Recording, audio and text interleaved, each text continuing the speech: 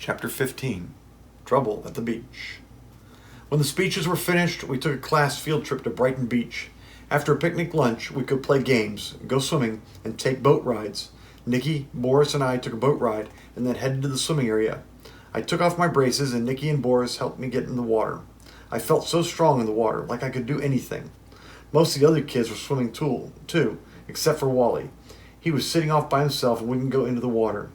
It was a fun afternoon, but around 3 p.m., the lifeguards ordered us out of the water. We were all getting dressed, gathering our things, and getting ready to go home. That's when I saw Wally sneak off and go into the water. What on earth is he doing, I thought. He sits on the beach all day, and when the lifeguards tell us to get out of the water, then he decides to go swimming? He started swimming away from one of the piers, but soon I could tell he was having trouble. The waves were choppy, and Wally's head kept going underwater. I was sitting on the edge of another pier getting dressed, and nobody else was nearby. Without a second thought, I grabbed 2 life preservers, plunged into the water, and began swimming out to Wally. By the time I got to him, I could tell he was really struggling. He was bobbing up and down in the water and gasping for air. When he saw me, his head dipped underwater. I threw a life preserver over his neck and helped him swim back to shore.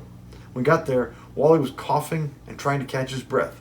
Finally, after what seemed like forever, he looked over at me and said, thanks, Tommy? Thanks, was all he managed to say. Why'd you do that? I screamed. Because all day I watch everybody else swimming and having so much fun, and well, you can't swim, can you? I asked. No, I never learned how, he said, bowing his head in embarrassment. Then why did you try, especially with no lifeguards around? Because I didn't want anybody to know that I can't swim. I'm the best athlete in school, Tommy. What would everyone think if they knew I couldn't swim? Wally coughed a couple more times, and I could tell he was feeling pretty lousy. Thanks for helping me, he said again. I'm sorry for calling you polio legs and all that stuff. I wanted to ask Wally why he did and said all those mean things to me, but at the moment, I kind of felt sorry for him. It's fine, Wally. Let's just forget about it. For a few minutes, we sat on the beach in silence, neither of us knowing what to say or do next. Hey, don't tell anyone about this, okay? Okay, Wally, I said. So, is it all right if I vote for you, Wally asked. Sure, Wally, that'd be swell. Just then, Nikki and Boris came by with my braces and crutches. What's going on, Boris asked. Nothing, I said as I put my braces on. We're just clearing the air. Just then I had an idea. I turned to Wally and said, by the way, I know a great swim instructor if you really want to learn how to swim. Chapter 16. Do you believe? Run, Tommy, run, they screamed. Faster and faster I sprinted, and soon I was running so fast that I lifted in the air and was flying high up into the clouds. I heard street trolleys and the kerplunk, kerplunk of horses' hooves on the street below. As I soared higher and higher, it felt so good to be free. And when I got to the highest cloud, I laid down on it. It was soft and fluffy and white. I just laid there and enjoyed myself. And then I woke up.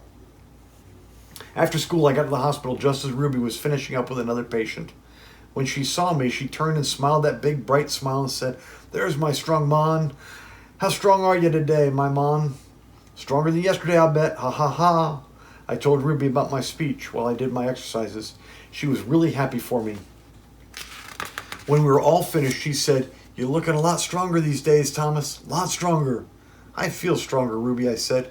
Then I thought about how much Ruby had helped me, and I felt so lucky and grateful. I really wanted to thank you for all the ways you've helped me, Ruby, I said as I gave her a big hug. You did all the hard work, Thomas, she said.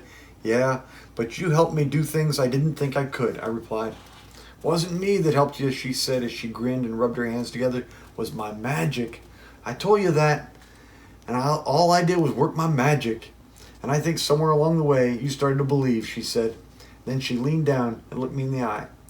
You do believe, don't you, Thomas? The truth was I did believe. I believed that things could get better. I believed that even if I was having trouble with my legs or anything in life, I would still be okay. Better than okay. I believed that if I worked hard and stayed positive, good things would happen. And I guess maybe I believed in magic a little too. I looked into Ruby's eyes, smiled back at her, and said I do. Walking home from the hospital, I was thinking about Ruby and magic and staying positive. I was lost in thought until I heard the song Happy Days Are Here Again playing for the radio in someone's apartment. I hummed along with it until I couldn't hear it anymore. You never know what good things are waiting for you around the next corner, I thought to myself as I turned onto my street.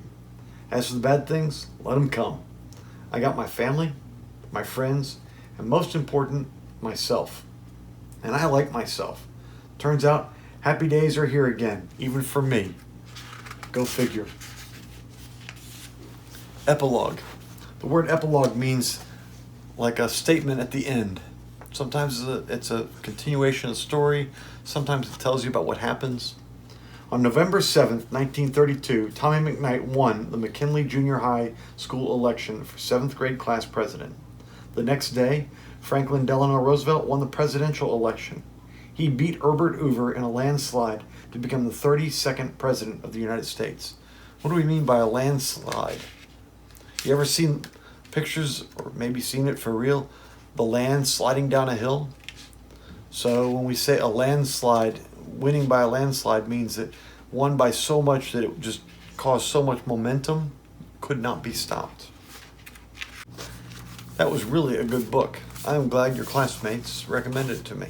If you guys have any other books that you'd like to recommend, I'd love to hear about it. Go to that Flipgrid and leave me a message. Or you can just type me a note.